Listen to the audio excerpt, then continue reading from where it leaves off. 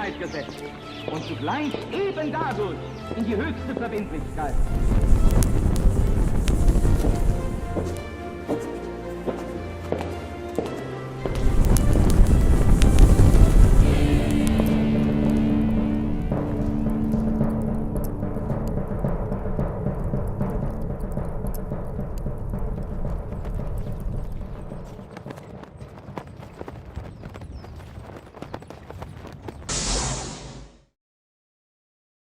Buenas tardes, bienvenidos a la cuarta emisión de La Brújula por Conclusión TV con mi amigo Pablo Davoli. Muy contento de estar ya haciendo el cuarto programa de este nuevo ciclo. Nuevamente, así es, y muy contentos y muy agradecidos con la gente de Conclusión TV, que además de su generoso tiempo, de prestar sus equipos para que vengamos acá, ¿no?, a enreverarnos, ¿no?, de teorías y de temas, nos da sus diseñadores, sí, los pone a disposición, haciendo, ¿no?, estos logos así animados para ir decorando de a poco. Vamos creciendo acá en el canal, así que estoy más que contento por eso. Así es, sí, muy agradecidos. Le recordamos, Pablo, a la gente que este programa se encomienda a la Virgen de Schoenstatt, Madre, Reina y Educadora, Mater ter Admirabilis de Schoenstatt. En ella nos ponemos siempre bajo su manto de protección y amparo para hacer este programa.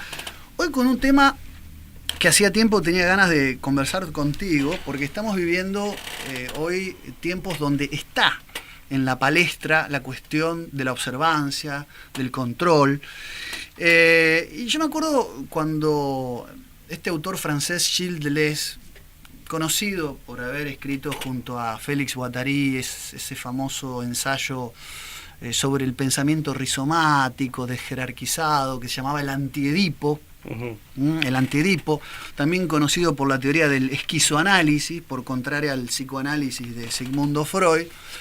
Es de estos autores que podemos decir forman parte, ¿no?, de esa escuela posmoderna, sí, pero que tiene también esa característica de ser un autor francés que siempre ha coqueteado con el postestructuralismo, ¿no? Y de ahí también sus contactos y sus diálogos con Michel Foucault, que fue, por eso escribe Postdata sobre las sociedades de control, y de ahí que pensaron un poco esto del panoptismo, del control ya no en el poder subjetivo de la voluntad del soberano, sino de ese poder diseminado en microfísicas que van desde el diseño arquitectónico. Y esto Foucault lo desarrolla como ningún otro, ¿no? Hay que reconocerlo en Vigilar y Castigar, el nacimiento de la prisión moderna, en esto del dispositivo arquitectónico del panoptismo tomado de las teorías de los diseños, ¿no?, carcelarios de Jeremías Bentham, ¿no? Un hombre del derecho. Totalmente. Sí, aparte, positivismo jurídico, si no me equivoco. Sí, positivista, y aparte uno de los hombres a quien se atribuye, digamos, el nacimiento de lo que se conoce como derecho parlamentario. Claro. Que se inicia como una subrama del derecho constitucional, pero termina adquiriendo una autonomía vigorosa. Pero un punto en el que me quería detener un segundo, subrayarlo, que vos dijiste, hiciste una suerte de parangón, el poder subjetivizado o en la voluntad del soberano, y el poder radicado o que reside en sistemas o estructuras instaladas, ¿no? Exacto. Y aparte diseminado. Así es. Es decir, un poder horizontal, ¿no? Sí. No centralizado. Sí. Ni vertical. Ni tampoco ni central ni vertical. Claro. ¿No? Al menos en una de sus primeras o más inmediatas manifestaciones, ¿no? Claro, porque yo sostengo, es una modesta opinión mía, ¿no?, de que siempre hay una voluntad, una o varias, subjetivas detrás, ¿no? Claro, pero esto es algo que lo dejo planteado, pero que muchas veces puede estar oculto detrás de esas estructuras instaladas, ¿no? Ahí está el tema. Justamente de eso vamos a hablar hoy, ¿no? De cómo estas estructuras presuntamente diseminadas, objetivas, mecanicistas, siempre tienen la trampa de quién o quiénes pueden estar por encima de ese sistema controlándolo, ¿no? Efectivamente. Y de eso se trata un poco la consigna para conversar hoy, para dialogar hoy, porque vos sabés que cuando Gilles Deleuze hablaba de la sociedad de control, de la postdata sobre la sociedad de control, como una especie de postscripto, una pequeña nota al margen, siempre en esa tónica periférica de nunca hablar es casi un pensamiento débil ya que Sí, anticipaba, sí. ¿no? Muy posmoderno. Claro, muy de Gianni Vattimo. Pero ya en ese entonces se hablaba, ¿no?, de que poco a poco estos sistemas de control y de observancia iban a ir como corrompiendo ciertas conquistas del hombre moderno ilustrado, ¿no? Todas esas conquistas de la libertad individual, de esta idea, por ejemplo, que se ve reflejada en el derecho, ¿no?, en el derecho penal del principio de inocencia presunta, donde hoy con las sociedades de observancia se va como invirtiendo la carga de la prueba, ¿no? Es decir, esto ya lo anticipaba Deleuze, cada vez que entramos a un supermercado y tenemos que abrir la cartera y mostrar que no tenemos nada y no nos llevamos nada, estás asumiendo que vos al revés sos culpable hasta que no demuestres lo contrario. Hay, ¿no?, una ¿no? inversión de la presunción. Entonces la observancia lleva a que todos somos culpables, por eso estamos siendo observados. Ya esa observancia no es en el sistema carcelario, sino que se va generalizando y normalizando en la sociedad. Sí. Y tenemos que estar permanentemente sabiendo que estamos bajo el monitoreo, en esa vigilancia, que hoy converge, a mi criterio, y te devuelvo la palabra, en dos grandes vertientes. Y acá también hay un término francés para llamarlo. El surveillance, que es la vigilancia desde arriba, la vigilancia vertical, que lo observa todo, los nuevos sistemas de panoptismo, que tiene, digamos como un ejemplo hoy el escándalo del proyecto Pegasus, del que voy a hacer algún pequeño paréntesis, y las formas de vigilancia consideradas desde abajo, las surveillance, la vigilancia entre los pares, donde somos los propios ciudadanos los que con un dispositivo móvil nos denunciamos, nos escrachamos, nos sacamos fotos. Un recíproco control, La ¿no? cultura de la delación. Es decir, yo delato al que no cumple la norma, yo delato al que no se rige por los protocolos del sistema, ¿no? Máxime que cada uno de nosotros, ambas convergen, ¿no?, o casi todos nosotros estamos dotados de algún dispositivo celular portátil que te permite filmar, retransmitir el video. O sea que esa cultura, si se quiere, de la delación o de la vigilancia, tiene, digamos, diseminados o distribuidos los medios tecnológicos como para que esto sea factible. Vos fíjate, ¿no, Pablo, cómo... Desde luego que el dispositivo, se puede utilizar para otra cosa, pero bueno, esa posibilidad existe y antes era inexistente, hasta hace 20, 30 años atrás. Absolutamente. Ponía como ejemplo el proyecto Pegasus. Vos sabés que el proyecto Pegasus hoy está en boca de todos los medios porque es el último y más reciente escándalo a nivel mundial de vigilancia a través de los dispositivos móviles, justamente. Pegaso es un nombre también, es un programa, un software que desarrollaba una empresa de origen israelí, ¿no? NSO Group es la empresa, una empresa privada que desarrolló este software con fines antiterroristas o contraterroristas.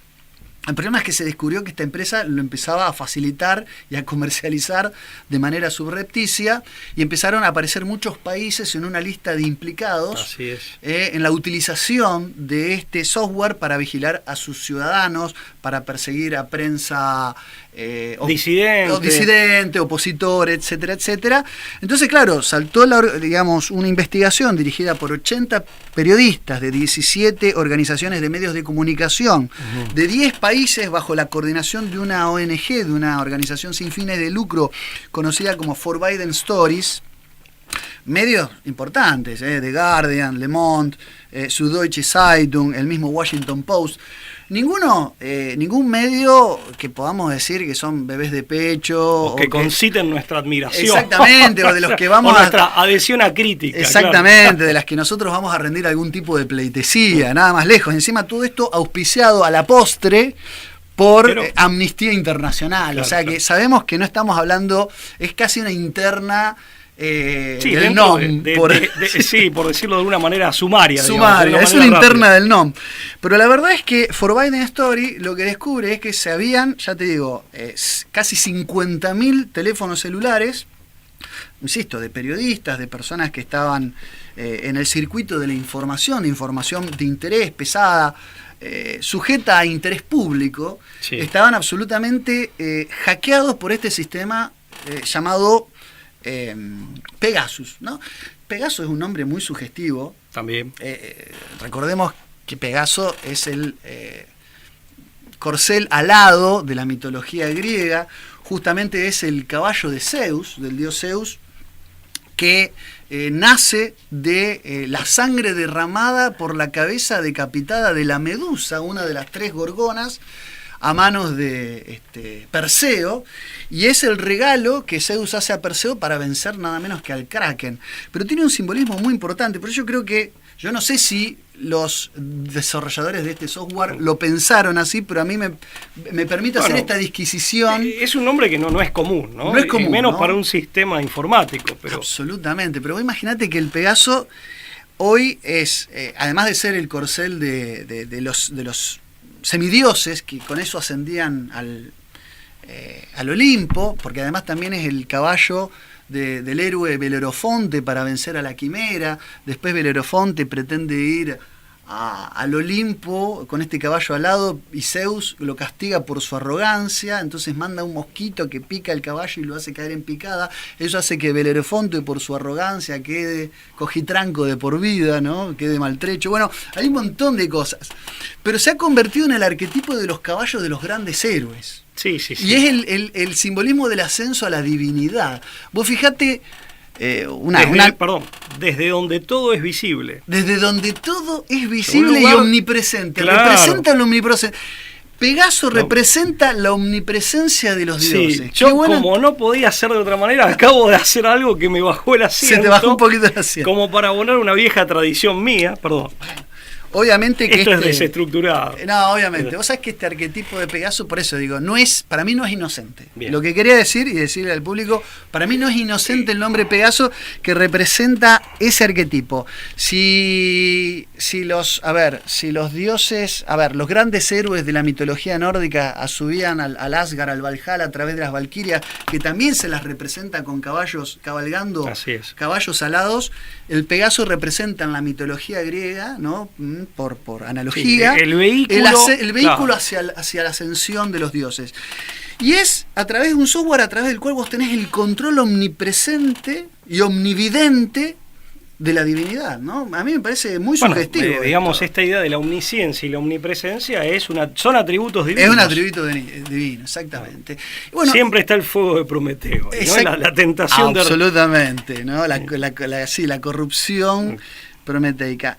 A lo que voy es que hoy yo creo que el proyecto, con todas estas disquisiciones que hicimos, ¿no? Y todas estas distancias que tomamos con Amnistía Internacional, que además dirigió la investigación con ciertos países, como Hungría y demás, que tienen gobiernos que no gozan de la simpatía del internacionalismo, por así decirlo, y silencia otros tipos de vejaciones. Por lo menos en el caso de Hungría está clarísimo, ¿no? De que hay una hostilidad hacia el régimen, hacia la figura política gobernante y la lista la tengo. México, Marruecos, Arabia Saudí, India, Emiratos Árabes, Hungría, son los que salieron hoy a la luz con este escándalo, y la empresa que sigue dando evasivas a la cuestión de por qué utilizaba con fines comerciales un software que hoy lo que hace es acceder a todas tus fuentes, a tus datos, a tu información personal, y además la puede manipular.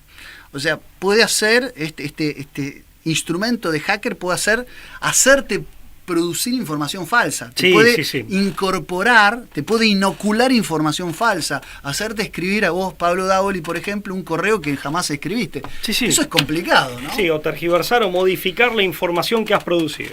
Es terrible, terrible.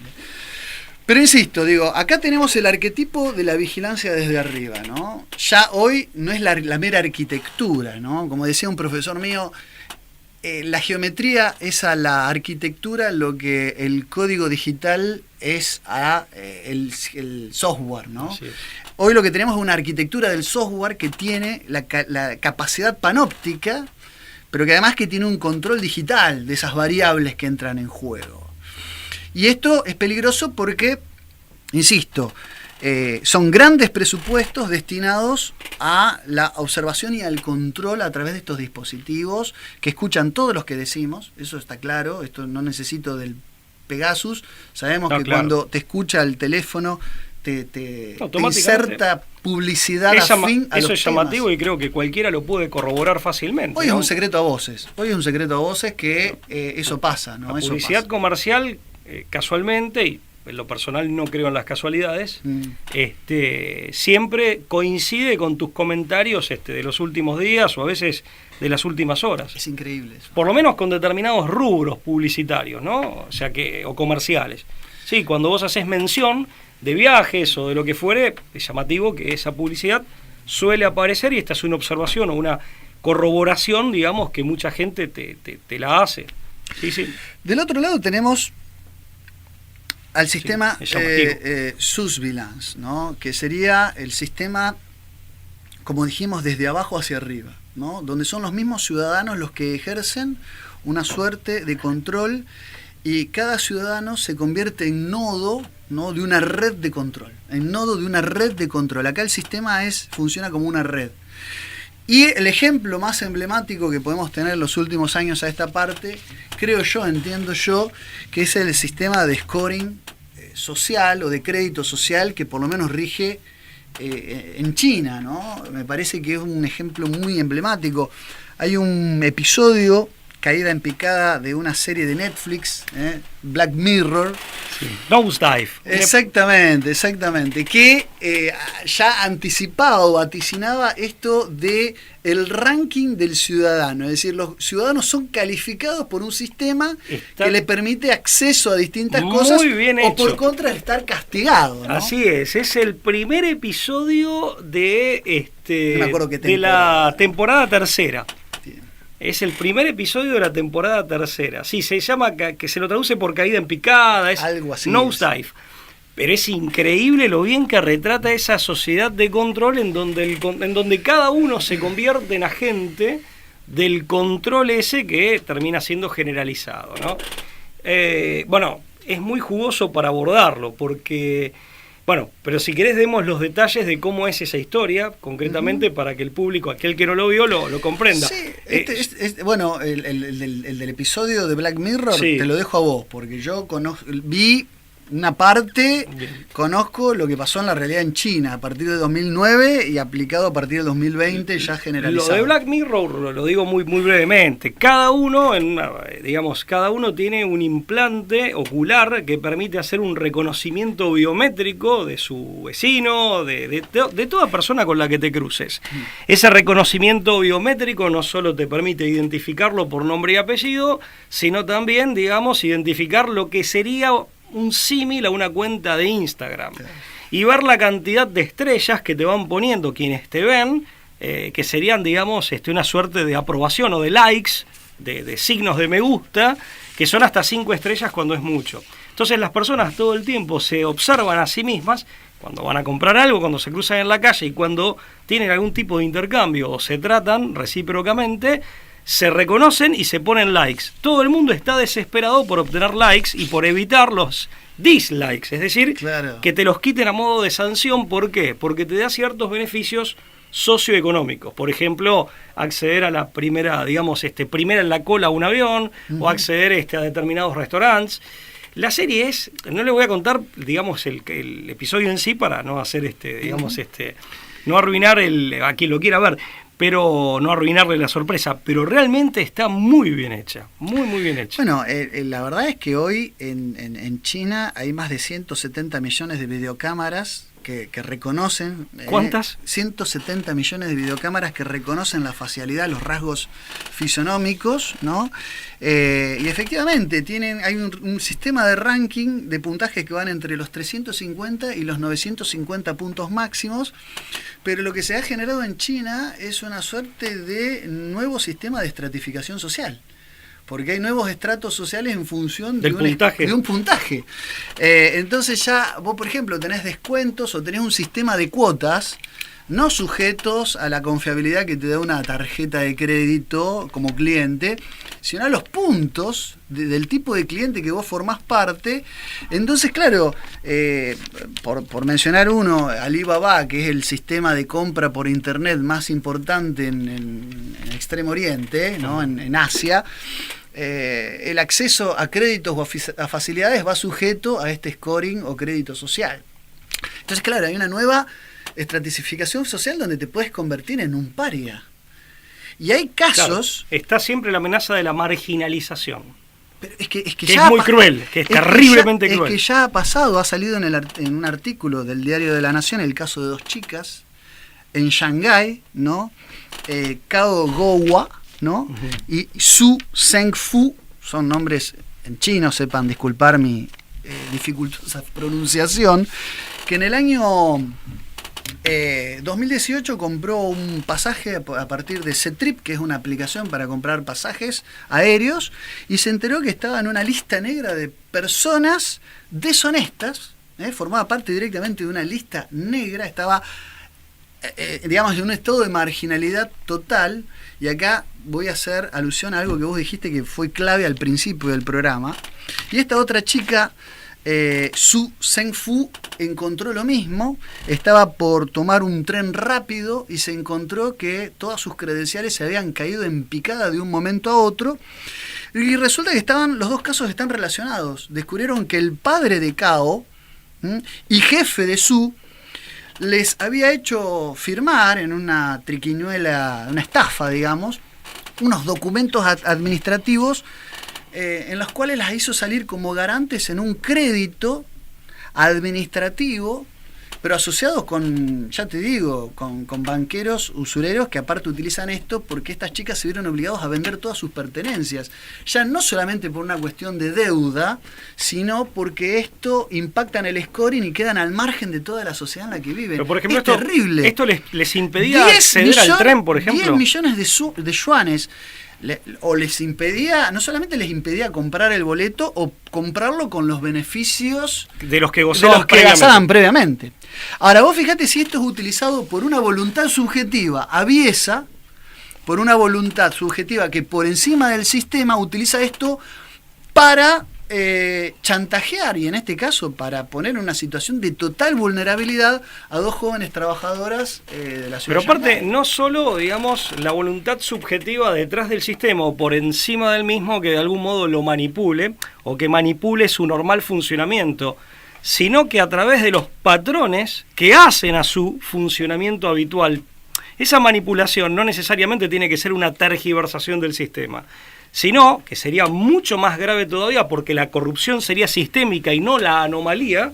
Esa voluntad subjetiva, que puede ser una o pueden ser varias, al momento de diseñar el sistema y echarlo a andar, lo puede diseñar y echarlo a andar de acuerdo con patrones que serían informáticos, algorítmicos y también psicosociológicos y propagandísticos, con patrones que el sistema ya tenga esa manera de trabajar.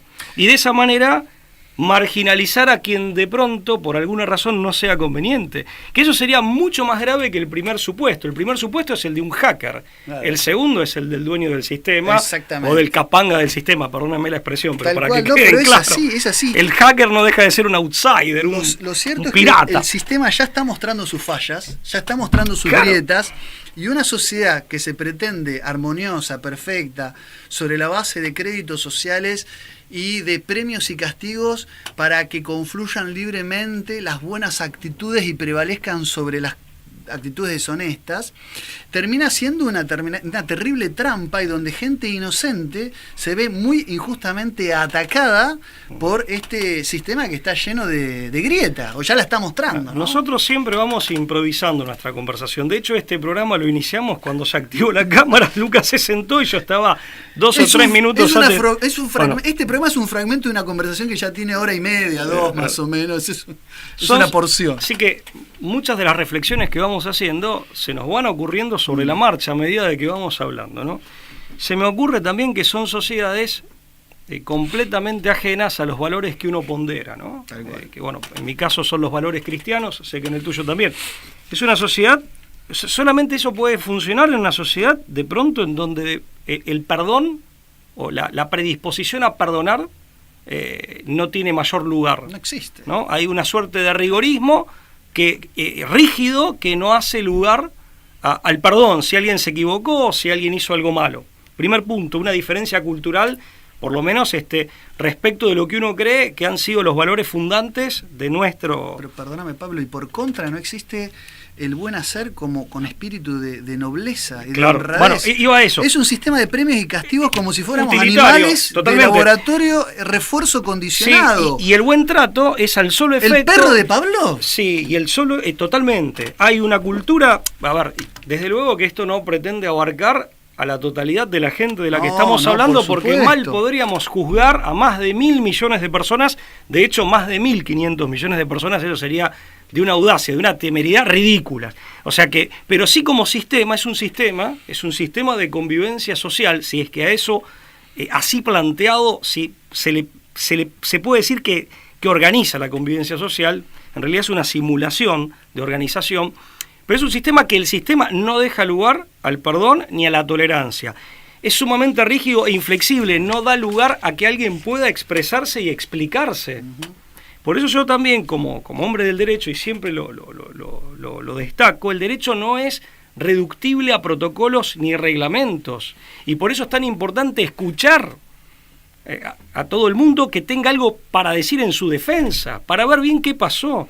¿Por qué una persona actuó como actuó? Después el juez, en el caso típico es el de un juicio, el juez decidirá, pero primero tiene que escuchar a todas las partes interesadas.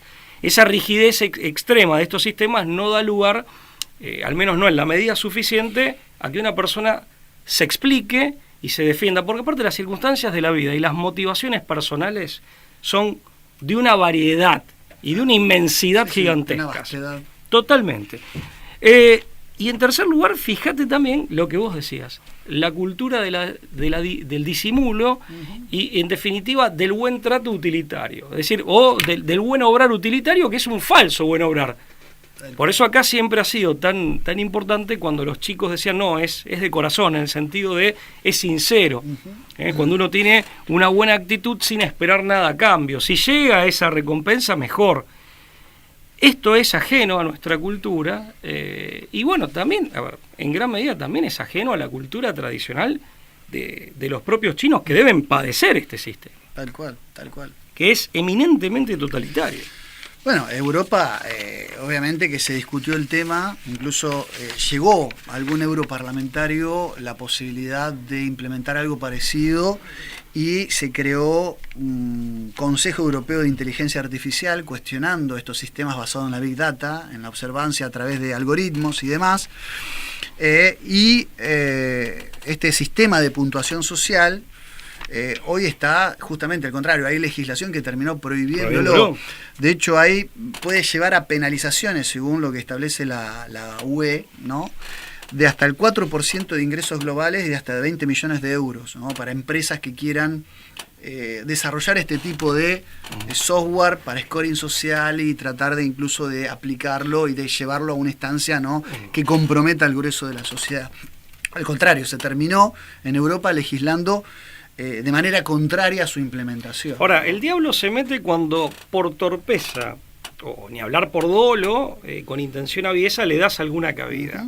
Porque en estos sistemas, todo el mundo se convierte por torpeza, por ignorancia, por intención aviesa o por cobardía. Todo el mundo se convierte en agente de un sistema que los somete a todos. Claro. Pero que no podría sostenerse si quienes lo integran y están bajo su pie no se hubieran prestado.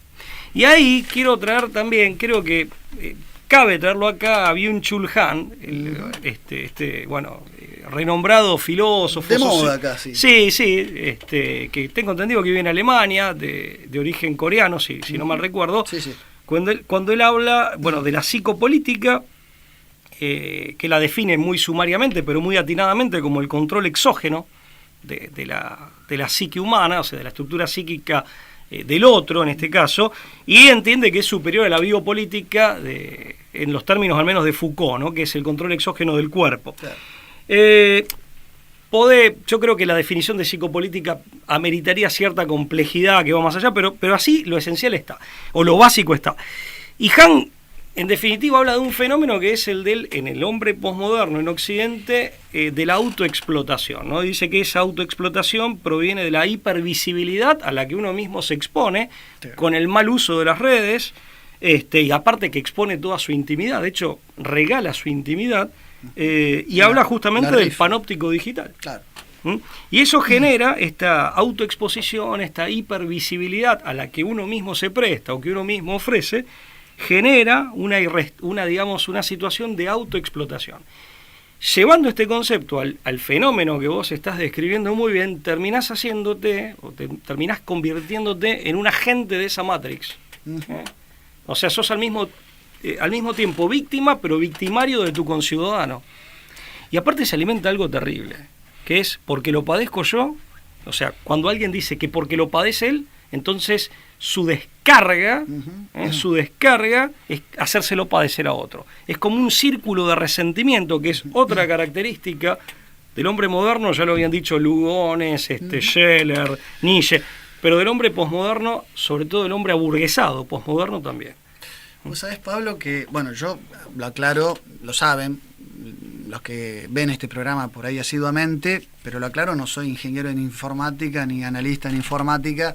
Vos, Pablo, tampoco lo sos, pero me contaba un amigo que se desempeña en seguridad informática de un banco, esto que vos decís de que uno se presta, ¿no?, a hacer esbirro del sistema voluntario, casi con denuedo uno colabora al sistema de control. Que aparte, perdón, una paréntesis, una de sus características es ser alcahuete. Bueno, normalmente ese tipo de personaje... Pero es que está tan ingenierizado que a veces uno lo hace involuntariamente. Ya te digo, este amigo mío que trabaja en sistemas digitales de seguridad informática para bancos, para entidades financieras, ¿no?, que siempre están encriptando datos y contraseñas y claves y demás. Me decía que cada vez que uno ingresa esos números captcha, digamos, para detectar que no sos un robot justamente que estás sometiendo información, estás por otro lado voluntariamente validando direcciones del Street View del Google Earth. O sea, vos estás validando imágenes que son tomadas con satélites de distintas direcciones de calle, y el sistema, para poder chequear que esas direcciones son válidas, hace que una persona, en este caso una persona ser humano, digamos, valide los números que ves que están, o cuando tenés que pintar semáforos o sendas peatonales, estás validando imágenes que son tomadas con distintos panópticos, en este caso satelitales, ¿no? Yo me quedé atónito, porque una vez también justamente eludiendo por tu propia seguridad, también contribuís simultáneamente a que el sistema tenga más control sobre las variables que maneja. Digo, también por esto de que uno se presta, uno no es que hace un pacto fáustico, sino que a veces uno defendiendo su propia seguridad, entrando a un home banking. Sí, y aparte en este caso yo dije una de las causales es la ignorancia, en este caso una ignorancia puntual, que es esto. Yo en lo personal desconocí esto que vos estás comentando. O sea, en mi caso claramente sería ignorancia de que ese código, digamos, vendría a aportar esa funcionalidad. No lo conocía, sinceramente lo acabo de... Vos sabés, Pablo, que, y después si querés volvemos a Byung-Chul Han o algún otro tema relativo a la cuestión psicopolítica que tiene esto, que volviendo al tema de la arquitectura, vos sabés que hay algo que me está llamando últimamente mucho la atención, es cómo las sociedades modernas se han jactado de sacar al hombre de un estado de opresión oscurantista que es la sociedad medieval, ¿no? Hemos hablado de este tema, de las leyendas negras sobre la Edad Media, el medioevo, y vos sabés que la arquitectura medieval, el urbanismo medieval, tenía una característica, una organicidad, ¿no? Sí, que buscaba la protección de los ciudadanos. Hay tres tipos de ciudades medievales más importantes: las ciudades de origen romano, que todos sabemos caen con el Imperio Romano, ¿no? Después obviamente de las embestidas godas y después también de las embestidas otomanas. Y se redujeron en población sustancialmente, se ruralizó el mundo medieval, el campesinado se expande, ¿no?, por los bosques y por los campos, y después se vuelven a repoblar. Estas son las ciudades urbanas que quedaron, insisto, muchas veces en ruinas, pero después se fueron reconstruyendo. Después tenés los famosos burgos, que fueron ciudades construidas sobre las bases militares, fortines y fuertes militares, que tenían obviamente un carácter deliberadamente militar en un principio, pero después se fueron convirtiendo en centros comerciales. Y las ciudades bástides, que fueron fundadas sobre todo en Francia, Inglaterra y Gales, también con fines recreativos y comerciales. Esos son los tres tipos de ciudades medievales, pero todas tenían una arquitectura basada en una plaza central que tiene un alcázar o fortaleza militar y una catedral, siempre obviamente jerarquizadas por la cuestión cristocéntrica y teocéntrica de la época, y un mercado. Pero sabes que las ciudades eran obviamente amuralladas, ¿no? Totalmente amurallada, o sea, vos para entrar a la ciudad realmente tenías que pasar un puente levadizo, un puente realmente generalmente rodeado de un río, de una fosa. Tenían puertas, ¿no? Exatamente. Las puertas de la ciudad, una ciudad tenía puertas, ese es el contraste que quiero hacer con la ciudad moderna. Tenías dos torres donde tenías vigías que veían exactamente quién entraba, quién podía entrar, anunciándose, pero una vez adentro vos gozabas de toda libertad. Y vos sabés, Pablo, que las puertas de las casas particulares no tenían cerrojo. Todo lo contrario, por contraste con lo que pasa con la ciudad abierta de la modernidad, donde se suprime... A ver, el retrato de la sociedad, por lo menos que yo he visto... Claro, está invertido. Lo que vos, a eso es lo que voy. El retrato pictórico de esto que digo, por lo menos que yo viví en carne propia, es la ciudad de Toledo, ¿no? En Toledo, España, al medioevo, es realmente transportarte en el tiempo, ¿no? Es una cosa increíble, una de las experiencias más, para mí, maravillosas. Falta que tengan la armadura, la espada, el escudo. Exactamente, me sentía un teutón, un hospitalario. Aparte, es cierto, es muy goda la ciudad. Es muy goda. Y esa característica hacía que había un solo gran cerrojo en la entrada, pero adentro las relaciones estaban basadas, obviamente, en criterios de un filtro previo. No había necesidad de rejas en cada casa, no había necesidad de cerrojo en cada casa. La sociedad abierta de la modernidad reduce ese gran cerrojo que es la entrada, ese pórtico general, a cada una. Fíjate qué cultura del individualismo también, de cómo eso se atomiza y nos encierra ahora en los compartimentos cada vez más pequeños de nuestra propia vivienda. Y es una lección de libertad la que nos da la ciudad medieval en su arquitectura respecto de lo que hoy vivimos, donde hoy supuestamente superamos esas grandes murallas, pero vivimos también encerrados en nuestros pequeños apartamentos. Y acá si alguien nos ve que es de alguna localidad más pequeña, en donde el estilo de vida tradicional de nuestros pueblos más o menos, y pese a todo se mantenga, eso lo puede ver cualquiera. Y en una época esa distinción se daba entre el centro de las grandes ciudades, dentro del contexto argentino, Buenos Aires, Rosario, Córdoba. Cuando yo era chico, ya tengo suficiente edad como para recordar este contraste con nuestra época.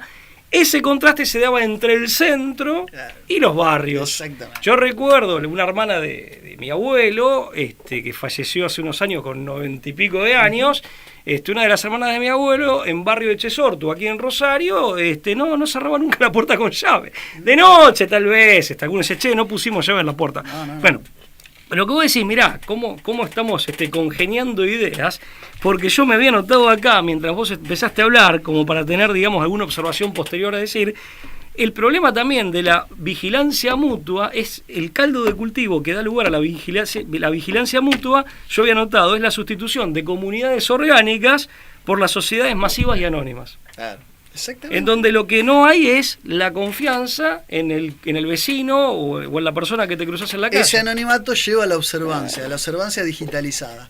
Hoy a través de las dos vías, la surveillance y la surveillance, o sea, en dirección vertical y en dirección horizontal.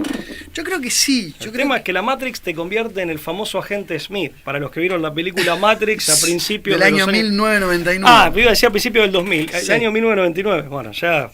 La primera es del año 1999. ¿Te acordás que el agente Smith podía posesionarse o posicionarse en cualquiera de los que estaban? Exactamente. Bueno, Pablo, yo creo que hemos hecho un sumarísimo resumen del tema planteado. Es decir, hoy estos dos sistemas de control confluyen, se complementan, se concatenan, tienen resortes, ¿no?, que los mueven de manera sincronizada, y la preocupación a la que deberemos, en todo caso, hacer un pedido de reflexión a los que nos están viendo, es si hemos progresado como sociedad a seres autónomos, libres, o estamos viviendo una etapa de retroceso, una etapa de estancamiento en esa materia. Yo, obviamente que tengo mi opinión formada, ¿no?, desde un tradicionalismo. Creo que hemos hecho un retroceso y que nos hemos entregado voluntariamente a una sociedad que se ha diluido en sus propias promesas de realización en plenitud de la libertad, pero que se ha convertido en sociedades restrictivas, opresoras y absolutamente panópticas desde la panobservancia, ¿no? Yo creo que sí, hay muchísima tela para cortar. Si tuviera que resumir en 2 o 3 puntos, improvisándolos ahora: primero, el rescate de las comunidades orgánicas, que son las comunidades naturales, que empiezan con la familia, los vecinos del barrio, los compañeros de trabajo. Estamos en un ámbito sindical, de hecho. Bueno, tus colegas, recuperar obviamente con el ropaje y con la funcionalidad del siglo XXI, ¿no? Pero recuperar las comunidades, lazos de confianza entre las personas. Claro, y así el tejido social se reconstituye. Eso en primer lugar. Y en segundo lugar, no ser ingenuo. Creo que estamos en un mundo que presenta desafíos en donde la ingenuidad ya es letal. O sea, la ingenuidad constituye una amenaza mortal. No hay lugar para la ingenuidad. Ya no es que no haya excusa, digo que no hay lugar por sus consecuencias prácticas, por todo lo que hay en juego.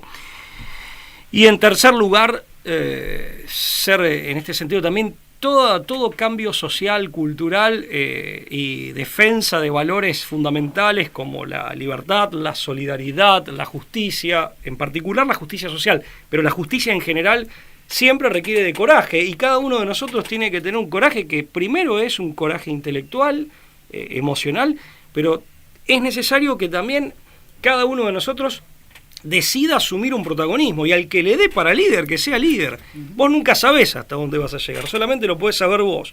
Dios lo sabe, pero bueno, lo vas a ir descubriendo vos primero que nadie, seguramente. Pero eso también requiere un ponerse las pilas, como dicen los chicos más jóvenes, ¿no? O sea, decir, bueno, asumir un rol más consciente y más activo, volver a ser también polites, ¿no? O sea, un ciudadano que asume sus responsabilidades políticas también como miembro de la comunidad política, como alguien que como alguien que se compromete y se responsabiliza con lo que pasa en su entorno y en la comunidad de la que cada uno de nosotros es miembro y pertenece. La recuperación de los lugares comunes, eso viene del derecho romano, los res comuni, la recuperación del espacio público para el pueblo. O sea, en este sentido, requiere de nosotros, y creo que ahí está la clave, un cambio de actitud y no caer más en ingenuidades que ya son anacrónicas y que aparte pueden tener consecuencias muy graves, ¿no? No comprar gato por liebre, digamos, ¿no? Mucho para pensar, sí, mucho para meditar y mucho para, bueno, reflexionar como en sentido comunitario, ¿no? Como comunidad, ¿no? Pero claro, sí. En el caso chino, perdóname, una última reflexión. Sí. ¿Qué seguridad es esa que te vigila a vos? No, ¿Qué seguridad es esa que te ofrece un régimen que te pone ante todo a vos bajo estricta vigilancia y que usa a tu compatriota y eventualmente a tus más cercanos, claro, o para descalificarte, claro, bueno, obligándote a actuar de un modo que no es genuino en vos, que es alienante incluso, ¿no? Claro. Y que los otros tampoco pueden confiar en tu buen trato si tu buen trato está inspirado en el temor o en la ventaja personal. Absolutamente, por eso decimos que nos cosifican, nos animalizan, nos convierten en cobayos en el perrito de Pavlov, ¿no? Pablo, nos despedimos de la gente. Bueno, sabrán disculpar los movimientos, ruidos, no sé si... Bueno, forma parte de la espontaneidad del programa. Les agradecemos la paciencia, haber estado del otro lado compartiendo estas charlas de café tituladas La Brújula, y nos reencontramos en la próxima entrega de La Brújula. Gracias. Chao, hasta luego.